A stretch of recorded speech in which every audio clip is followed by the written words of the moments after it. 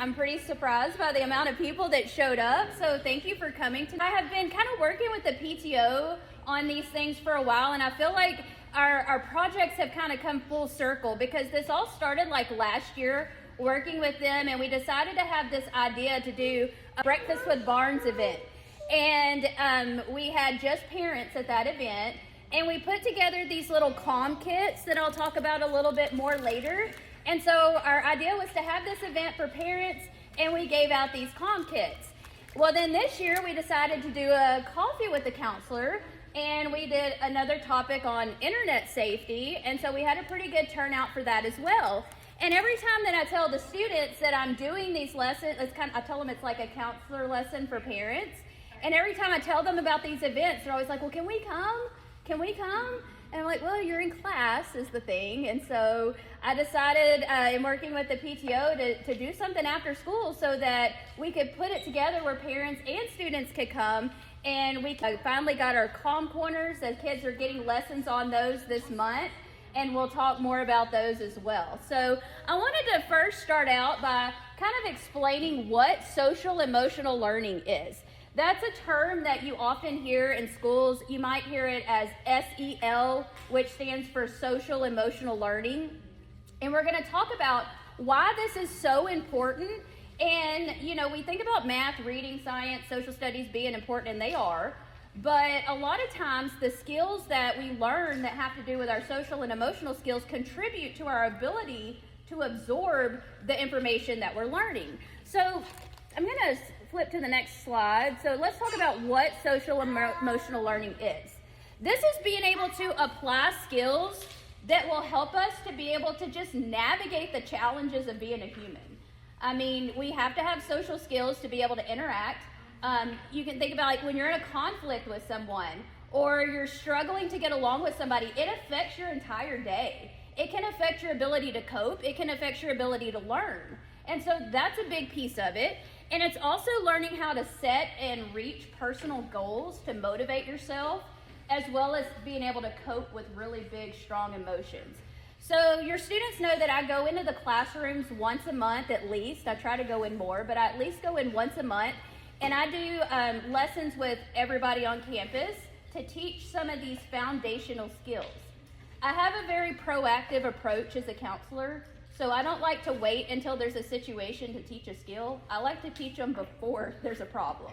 So that when there is a problem or there is a stressor, a struggle that a student's dealing with, then I can reinforce what they already know and practice those skills. Because these things are like being able to regulate your emotions, being able to cope, being able to navigate just the challenges of being a human. And that's something that can be learned, but it has to be taught. It has to be modeled, and it has to be reinforced in the moment. Just like math and reading and social studies, like we have to learn those things and we have to practice. We have to do the same thing with emotional regulation skills. A lot of times, and I said this at my last event, I'll hear students say, I have anger issues. I hear that a lot. And sometimes I hear it to the point where, like, I don't think they really understand what that means when they say I have anger issues. And we talk about how any emotion that you deal with, anger, frustration, sadness, overwhelm, that's all okay to have. It's okay to be angry. It's okay to be frustrated. But our reactions are a choice. That's where we have to put a space between the emotion and the reaction. If we put a pause between the emotion and the reaction, that's where our power is. We can choose to apply a coping skill, keep our mouth closed until we're calm, or we can choose to lash out at somebody. Either way, the reaction is a choice. So we're learning in the lessons that I'm teaching how to regulate our emotions. It's okay to have them, but we also have to recognize that sometimes we have to pause, cope, calm ourselves before we react. And that's really something that's hard even for us adults to do sometimes. So, you know, starting to learn that at a young age and practicing those skills early on can be something that benefits these kids as they continue to grow and experience stress. So there is an organization called CASEL, CASEL, that stands for Collaborative for Academic, Social, and Emotional Learning. And basically that organization says there's 5 components of social emotional learning. There's the self-awareness piece, which is being able to understand your own thoughts and feelings. And the things that are related to this is like how you feel about yourself. Self-esteem is a really big deal for kids this age. They really get validation from what other people think. They worry a lot about what other people think. So building self-esteem is huge at this age. And that's big on that self-awareness piece. But also understanding how to label our emotions and being able to learn those coping skills. Self-management is staying in control of your feelings and choices.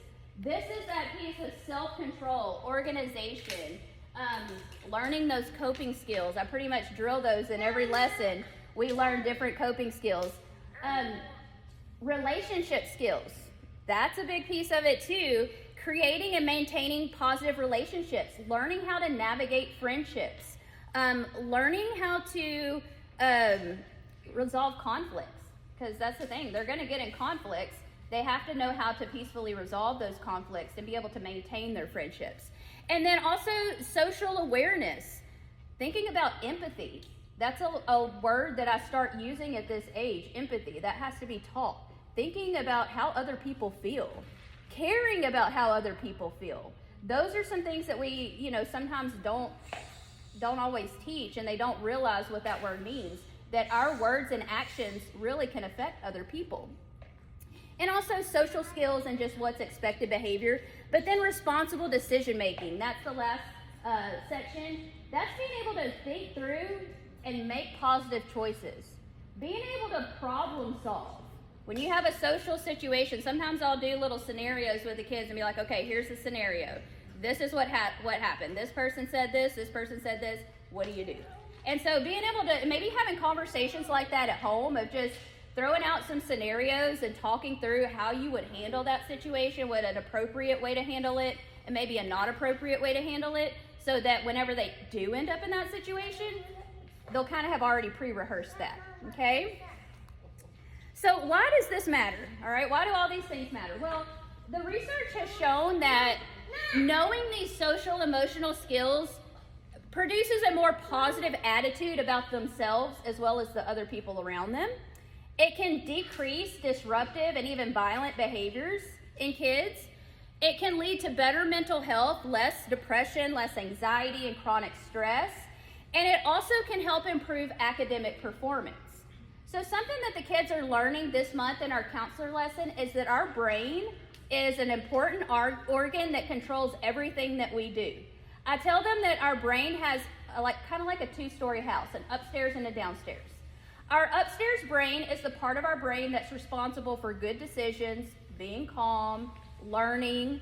The upstairs brain is engaged right now as y'all are listening to me give this presentation.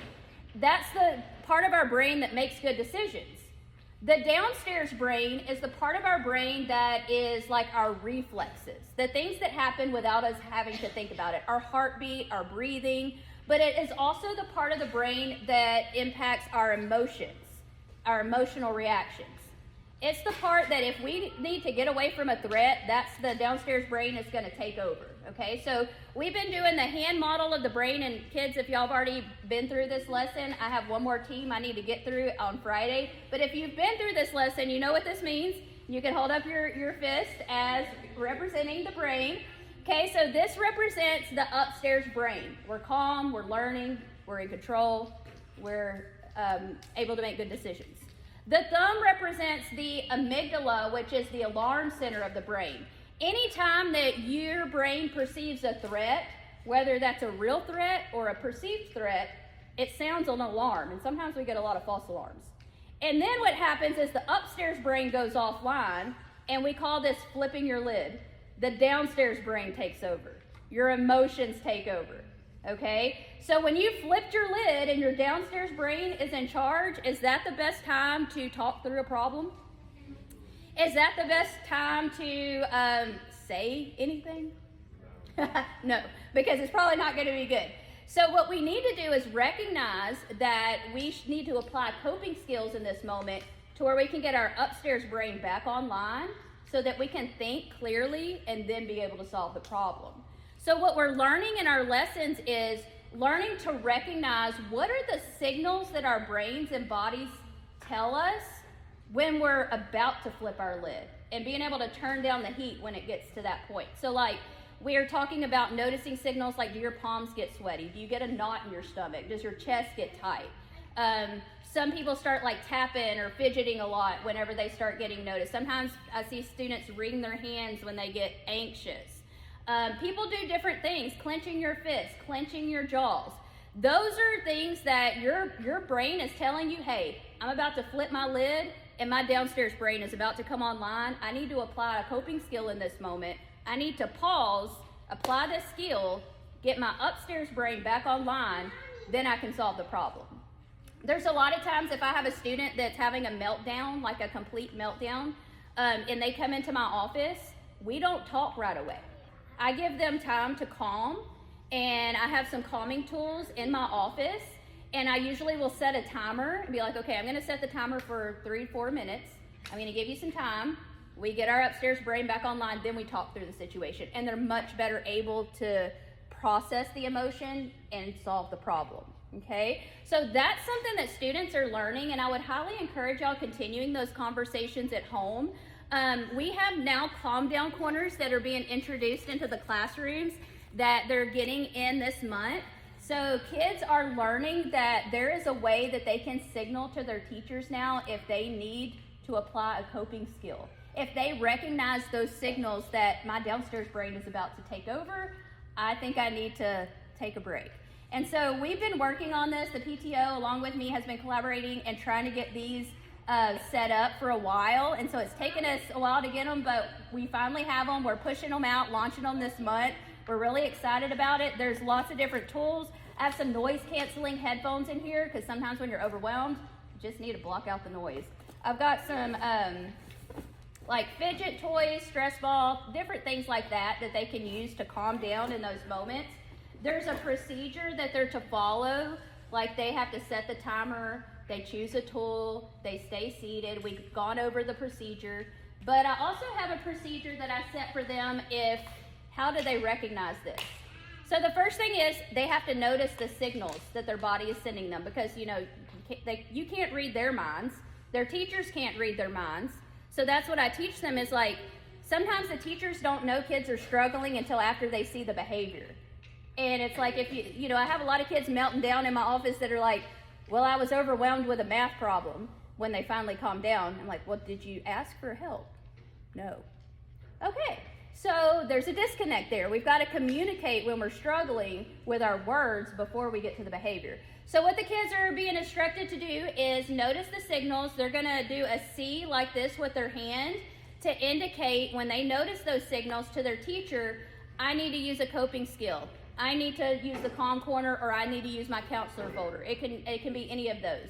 Every single student in our school has a counselor folder, and that's where we add, every time I go in for counselor lessons, we add calming tools to that folder. So they also have a journal. I have one here. Your kids can show you theirs. I've given them little sensory stickers to put on it. They've got an emotion scale. They've got color pages. They've got a journal. They've got breathing strategies. So they can pull this out and use at any time. I'm telling them also, keep it in their backpacks so that whether they're at home or at school, they can use it when they need it.